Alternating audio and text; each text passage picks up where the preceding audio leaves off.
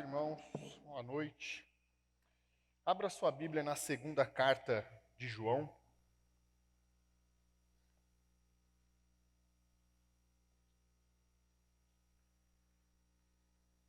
A segunda carta é o texto que nós vamos ler essa noite.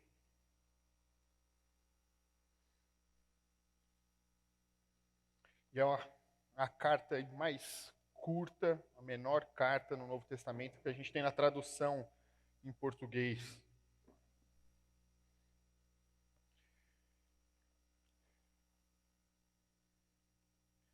Mas mesmo sendo a mais curta, existe aí bastante conteúdo para que a gente possa aprender, para que as nossas vidas sejam edificadas e moldadas pelo Senhor. Então vamos ler a segunda carta de João. Está escrito o seguinte: o presbítero, a senhora eleita e a seus filhos, a quem amo na verdade. E não apenas eu os amo, mas também todos os que conhecem a verdade. Por causa da verdade que permanece em nós e estará conosco para sempre. A graça, a misericórdia e a paz da parte de Deus Pai e de Jesus Cristo, seu Filho, estarão conosco em verdade e em amor. Ao encontrar alguns de seus filhos, muito me alegrei, pois eles estão andando na verdade, conforme o mandamento que recebemos do Pai. E agora eu lhe peço, Senhora, não como se estivesse escrevendo um mandamento novo, mas o que já tínhamos desde o princípio, que amemos uns aos outros. E este é o amor, que andemos em obediência aos seus mandamentos. Como vocês já têm ouvido desde o princípio, o mandamento é este, que vocês andem em amor. De fato, muitos enganadores têm saído pelo mundo, os quais não confessam que Jesus Cristo veio em corpo. Tal é o enganador e o anticristo. Tenham cuidado para que vocês não destruam o fruto do nosso trabalho, antes sejam recompensados plenamente. Todo aquele que não permanece no ensino de Cristo, mas vai além dele, não tem Deus. Quem permanece no ensino tem o Pai e também o Filho. Se alguém chegar a vocês e não trouxer esse ensino, não o recebam em casa, nem o saúdem. Pois quem o saúda torna-se participante das suas obras malignas. Tenho muito que lhes escrever, mas não é meu propósito fazê-lo com papel e tinta. Em vez disso, espero visitá-los e falar com vocês face a face, para que a nossa alegria seja completa. Os filhos da sua irmã eleita lhe enviam saudações. Uma carta que provavelmente foi escrita da mesma data, próximo da data da primeira carta de João, e onde o conteúdo expressa de alguma forma certa semelhança. Um conteúdo que trata da perspectiva de João, coisas que são essenciais ao Evangelho, coisas que marcam o cristão, que definem muito bem o seu caráter, que definem muito bem aquele que é um verdadeiro cristão. Essas marcas, elas complementam o amor, elas tornam a vida em amor, dando mais sentido, verdadeira.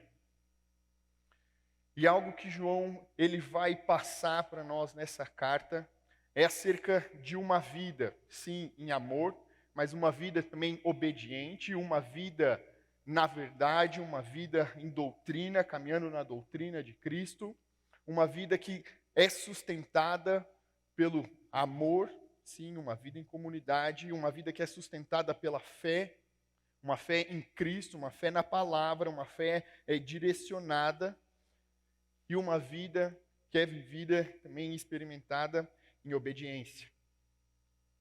Essas três coisas são coisas que João, já na sua primeira carta, define ali como pilares, define como elementos que tornam um cristão autêntico. Fé em Cristo, amor e uma vida em comunidade e obediência ao mandamento, à palavra de Deus, uma sujeição à vontade de Deus. Essas coisas definem o corpo, edificam o corpo e tornam um cristão autêntico.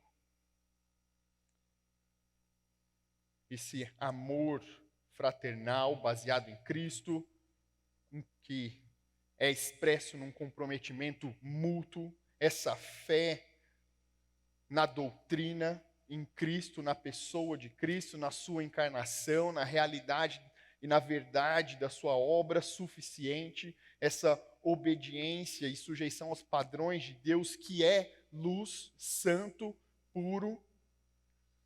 Essas três coisas são provas de um verdadeiro cristão, são critérios que estão também presentes nessa carta. João, ele começa falando sobre uma verdade, sobre aqueles que conhecem a verdade. Ele fala sobre o mandamento e um comprometimento com esse mandamento de viver em amor, de se sujeitar a esse amor e de uma obediência tal que leva à rejeição de tudo aquilo que é contrário, de tudo aquilo que é avesso, de tudo aquilo que distorce o evangelho e a pessoa de Cristo. Estes mesmos elementos presentes nessa carta também estão presentes na primeira carta de João. E por que, para João, eles são tão importantes? Por que eles têm tanto valor para nós? Porque a gente precisa observar. Se na nossa caminhada cristã fosse somente fé e amor, aonde a gente chegaria com isso? A gente chegaria facilmente na libertinagem. Não existiria nenhum padrão, não existiria uma busca pela santidade, o que contaria seria a sinceridade do coração. Enquanto a gente fosse sincero, enquanto existisse sinceridade nos atos, no coração, está valendo, porque é tudo fé e amor, é isso que vale. Se fosse somente amor e obediência, facilmente nós seríamos levados também a uma vida legalista. Expressaríamos amor somente àqueles que são fiéis e obedientes, aqueles que se encaixam em determinado padrão que é ditado pela nossa consciência, pelo nosso coração. O nosso amor seria limitado, a nossa vida seria legalista. Se fosse somente fé e obediência, a gente certamente seria levado a uma vida solitária, a uma caminhada egoísta, sem empatia pelo nosso próximo, sem comunhão com o corpo de Cristo, que é essencial para a nossa edificação, para o nosso crescimento. Por isso, para João, essas coisas são complementares e caminham juntos. Não existe uma vida cristã vivida somente pela fé, não, essa fé vai levar a uma vida obediente, vai levar a uma vida de amor, uma vida de comprometimento com o próximo.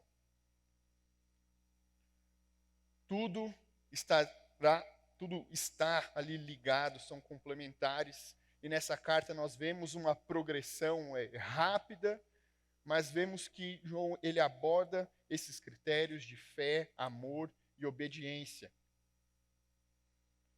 Mas tudo para João sempre parte da verdade, sempre parte da fé. O primeiro passo que ele dá na sua carta, na primeira carta, o primeiro passo que ele dá aqui é falar da verdade.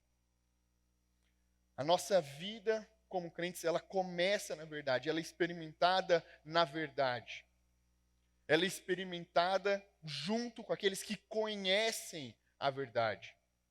João, ele ama na verdade, ele ama a todos aqueles que conhecem a verdade.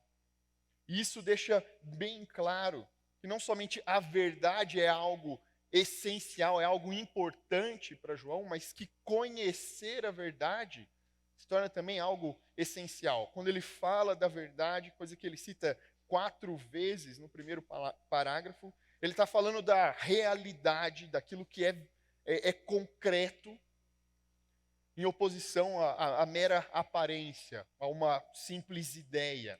Ele se refere à realidade divina, a realidade do Deus soberano, verdadeiro, vivo, presente, o Deus soberano, em contraposição a todas as imagens produzidas de Deus pela sabedoria humana, por todo o conceito ou ideia que os falsos mestres estavam disseminando.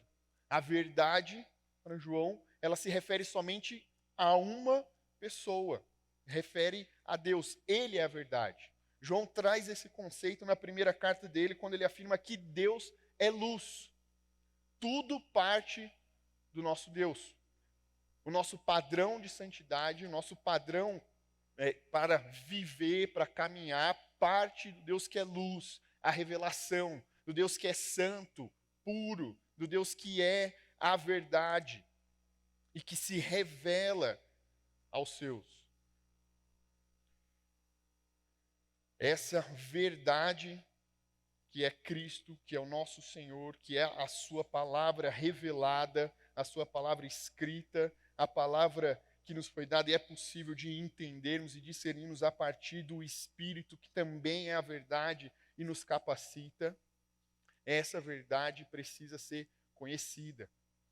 Se queremos viver uma vida na verdade, como João ele começa a instruir a senhora eleita, aos seus filhos, e instrui aqui a igreja, nós precisamos conhecer a verdade.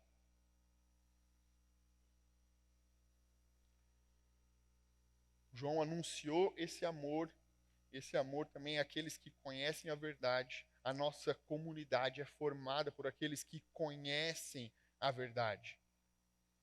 Ela é um conteúdo, sim, é necessário nós aprendermos, assimilarmos, nós registrarmos na nossa mente, mas não é somente uma revelação objetiva de Deus, não é somente a revelação escrita, não é somente um conteúdo que precisa ser conhecido, estudado, assimilado pela nossa mente, um conhecimento simples.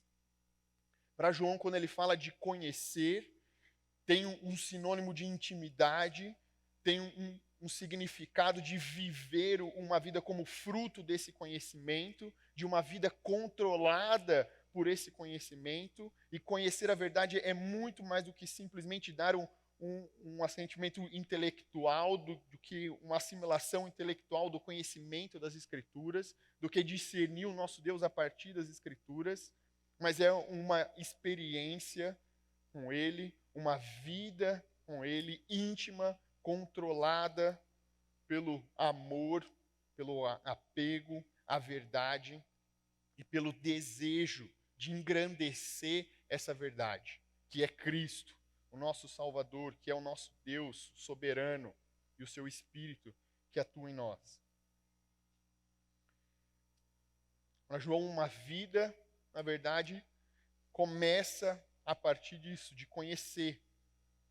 E enquanto ele lida com falsos mestres, enquanto ele lida com um momento na igreja em que tanto a verdade, o evangelho crescia e alcançava outras pessoas, ao mesmo tempo também ali missionários itinerantes que passavam de casa em casa, de cidade em cidade, realizando um ministério semelhante ao de Paulo, chegavam aos lares ali para apresentar uma outra verdade, um outro conceito de Cristo, uma outra imagem de Deus.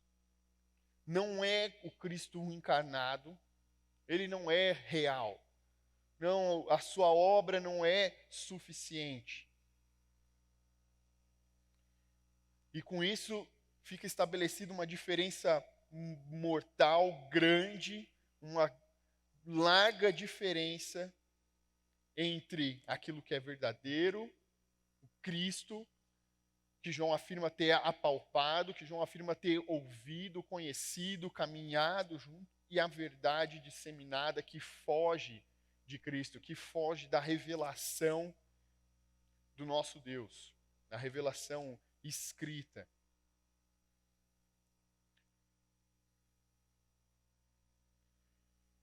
Nós conhecemos a verdade a partir de uma experiência graciosa, a partir da experiência de misericórdia do nosso Deus, no qual Ele se revela a nós através de Cristo, através da sua palavra. E com isso, a verdade, aquilo que nós precisamos conhecer, é muito bem estabelecido.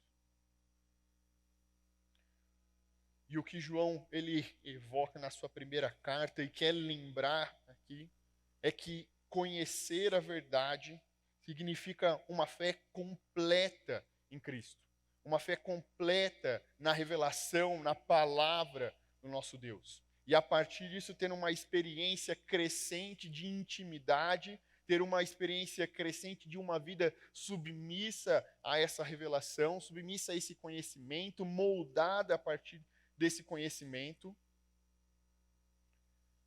uma fé em Cristo. Ele, a verdade, Ele, a obra suficiente que nos traz salvação, e a nossa fé em Cristo completa, plena nele, na palavra que revela, que diz a respeito dele, se mantém em pé, dependendo da maneira como nós vemos a pessoa de Cristo. Dependendo de como nós entendemos a sua divindade, dependendo de como nós entendemos a sua encarnação. Se Cristo ele é somente um homem, ele não pode salvar ninguém. A sua obra não é suficiente.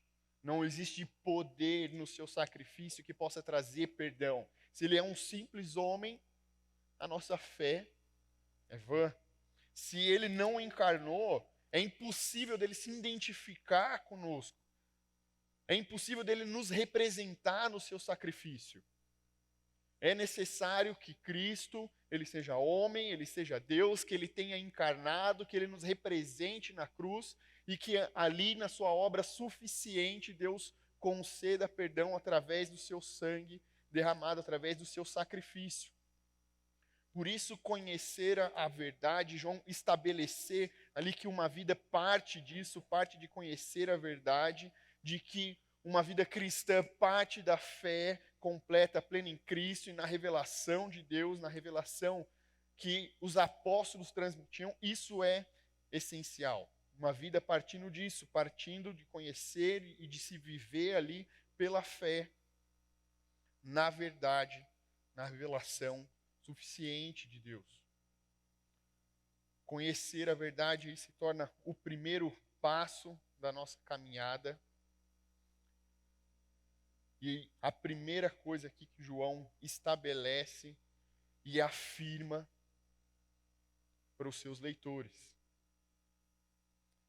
Conhecer a verdade, mas conforme ele caminha na sua carta, existe mais sobre a vida cristã, existe mais que ele precisa relembrar, afirmar e indicar aos seus leitores para que o seu caminhar não seja infrutífero, para que a obra que João realizou ali apresentando o Evangelho também não seja perdida, e a partir ali do conhecer, de afirmarmos a nossa fé completa, plena, nós não paramos, lembrando que para João conhecer é sempre uma afirmação de intimidade, de proximidade, de um caminhar perseverante com Deus, um caminhar íntimo com Ele.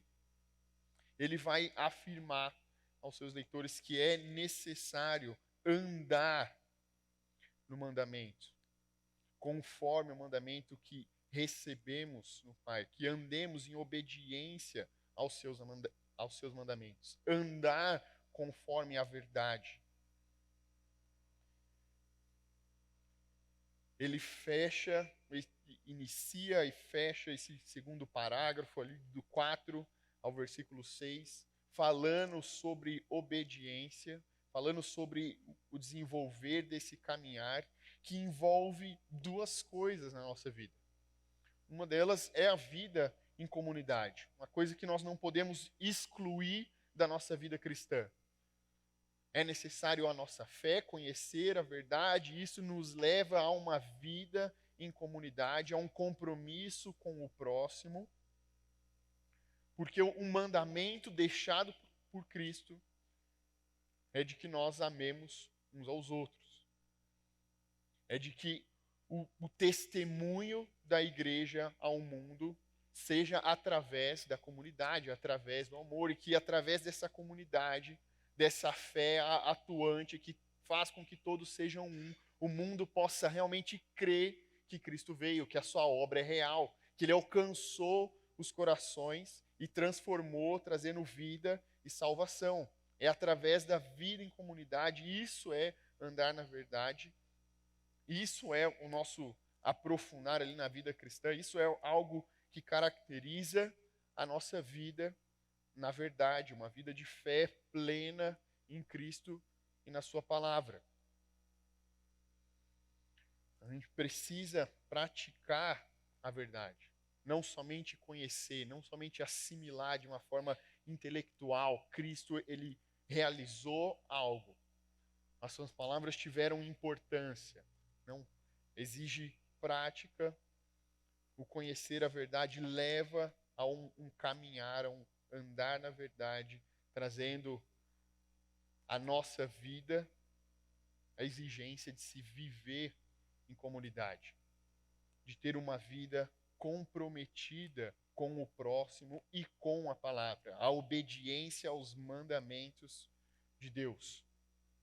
Um reflexo claro daquele que conheceu, daquele que assimilou, e daquele que teve uma experiência profunda de fé em Cristo. Ele compromete a sua vida e defende a verdade.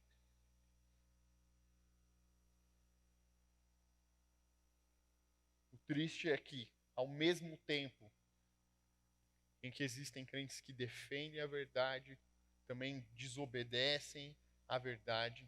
Por isso, a prática da palavra, uma fé que frutifica, é sempre lembrada no decorrer de toda a palavra de Deus.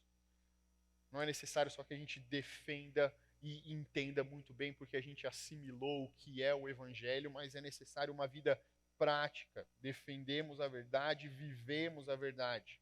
A gente não pode ser somente ortodoxo ali na nossa mente, entender quais partes são essenciais ao Evangelho, quais partes nós não podemos negociar e vamos afirmar, brigar por elas e sermos hereges na nossa conduta. Não é uma vida em comunidade que expressa esse caminhar, na verdade, é uma vida comprometida com essa fé, com a verdade de Cristo e a sua obra.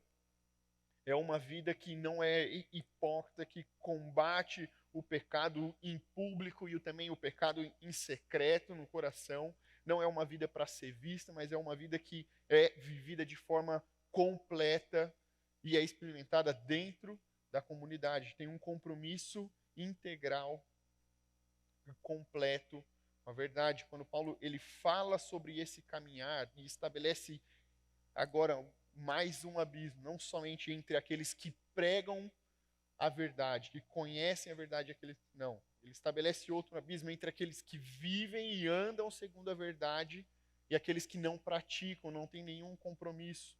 Então, Paulo ele fala disso, o argumento dele é de um mandamento trazendo uma pressão e sobre a ordem, aquilo que Cristo disse, trazendo uma pressão aos seus leitores, uma obrigatoriedade ali de se cumprir, de se buscar, de se sujeitar a isso, enquanto os falsos mestres transmitiam uma libertinagem. Não existe compromisso, não existe necessidade de sujeição, não existe necessidade de luta contra o pecado. O corpo é mau, ele vai ser destruído, o espírito vai ser salvo. Não, é necessário sim obediência. Necessário sim uma vida comprometida com a verdade, uma vida que vai ser moldada pelo Deus que é luz, santo, puro. A maior liberdade que nós podemos experimentar está na obediência perfeita da vontade de Deus.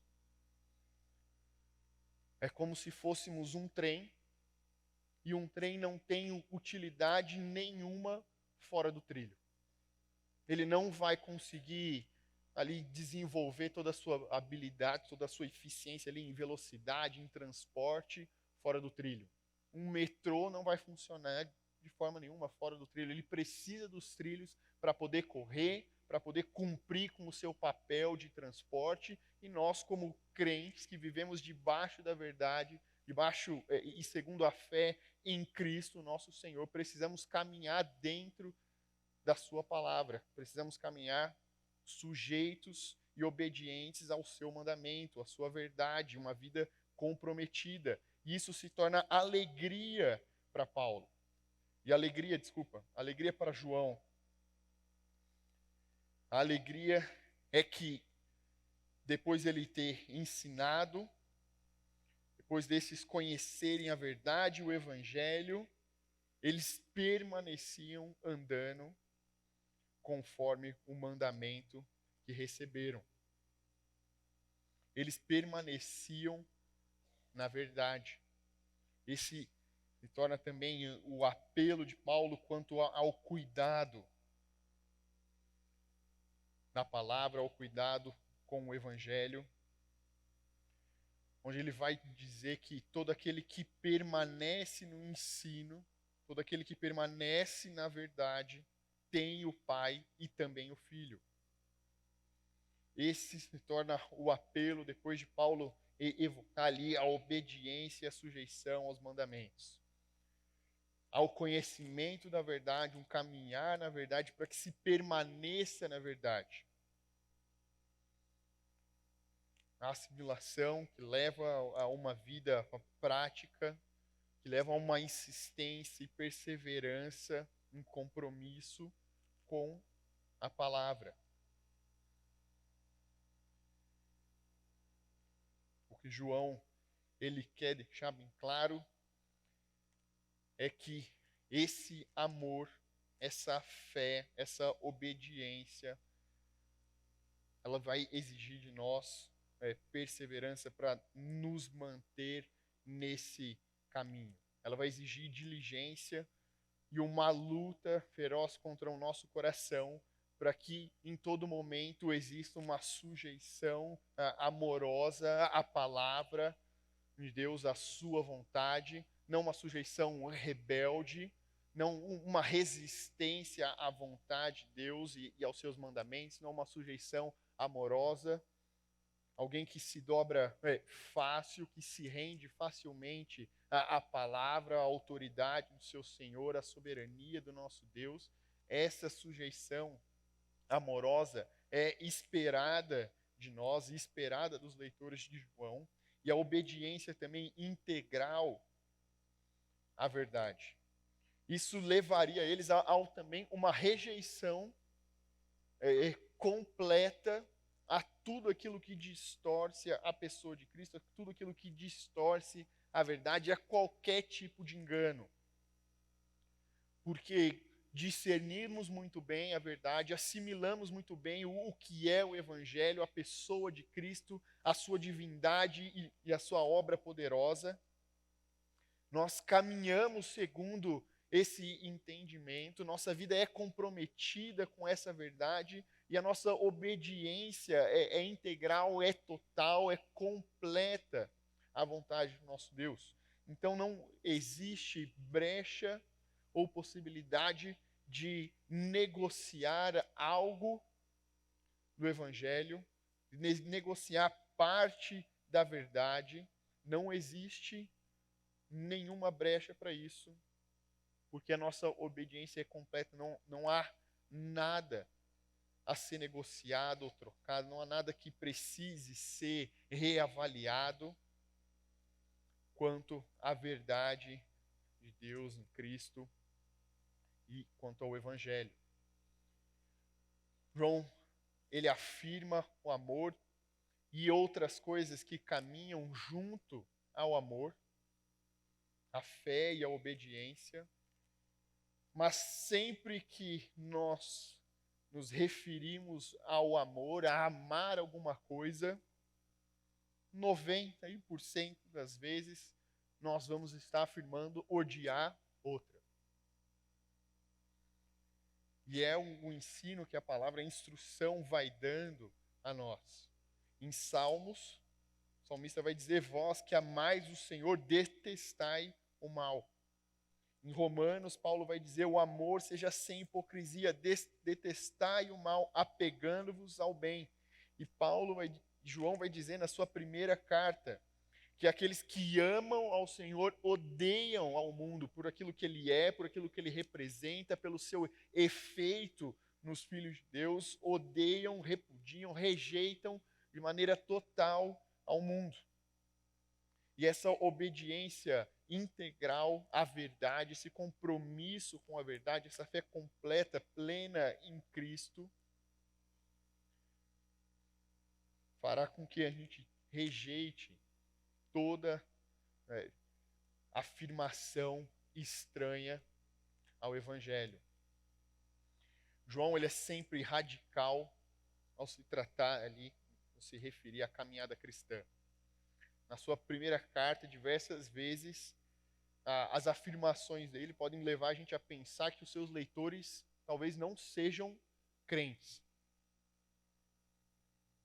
Ele confronta de uma maneira dura, clara, de forma a deixar ali sem dúvida nenhuma de que ou você é um crente, ou você tem um compromisso completo com a verdade, ou você tem uma fé verdadeira no Evangelho, e isso te leva a uma obediência, uma sujeição a Deus, uma vida em amor, ou nada disso. Ou você não vive pelo Deus que é luz, ou você não obedece aos mandamentos, ou você nunca viu nem conheceu ao Senhor. Se você não ama o seu irmão, se você não tem uma vida em comunidade, você não é filho de Deus. João, ele é sempre radical ao falar ali da vida cristã e o comprometimento que nós devemos ter na nossa caminhada cristã. E quando ele fala dessa vida, na verdade, desse comprometimento com o Evangelho, na sua segunda carta não seria diferente. Essa obediência total à verdade de Deus, essa sujeição amorosa ao Evangelho, à autoridade, à soberania do nosso Deus, nos levará e levaria aqui os leitores a rejeitar de forma total ali qualquer pessoa que trouxesse algo estranho. Se alguém chegar a vocês e não trouxer esse ensino, não trouxer essa verdade, não o recebam em casa, nem o saúdem, pois quem o saúda se torna participante das suas obras malignas. João apresentando aqui uma forma radical de a gente lidar com tudo que é estranho ao Evangelho.